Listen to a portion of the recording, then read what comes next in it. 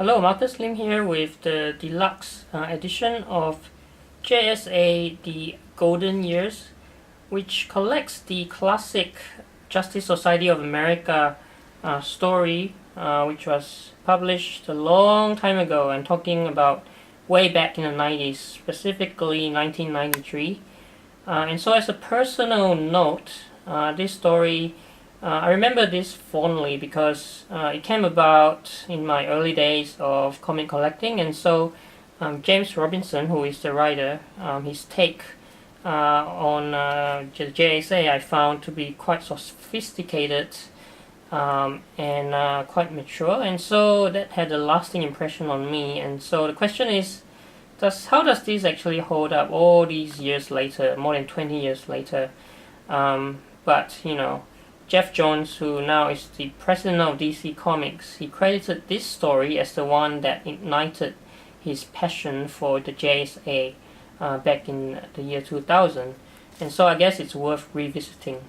I have to say that I do have the original 4 issues of the miniseries, and I'll someday have to dig them out again, but they're back home in Brunei, and so I'll have to dig them out at some point in the future. But for now, we have the deluxe edition, which is very nice, and at the back you can see a bit of description here about the story, about the Golden Age superheroes, which consists of superheroes like you can see Starman, Green Lantern, the Flash, Hawkman, you know, and the Atom, and this is actually a story set in the 40s, right? The golden age of the 40s, which, you know, approaching the 50s and the advent of McCarthy era government.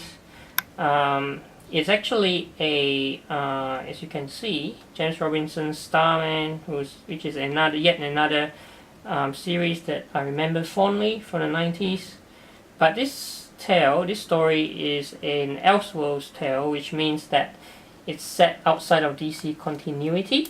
Okay, and I wish DC would actually publish more of these types of Elseworlds stories in recent years, because they were really good. But in any case, here is JSA Golden Age. Let me remove the jacket. Alright, so leave that aside, and here is the actual book.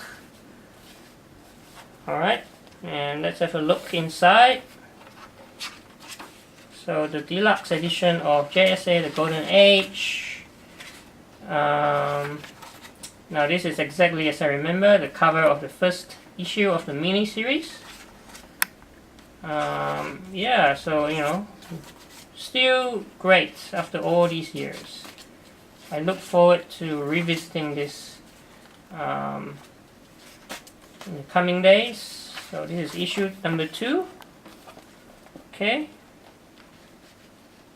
And a lot of people have said that this reminds them of Watchmen, and I guess I can see what they're talking about. You know, Watchmen, which came out in the 80s. It really influenced a lot of the comic books that came after. And this one, with its sophisticated take on superheroes, I guess, would remind them of Watchmen. So here is issue 3. Alright, the second last issue, and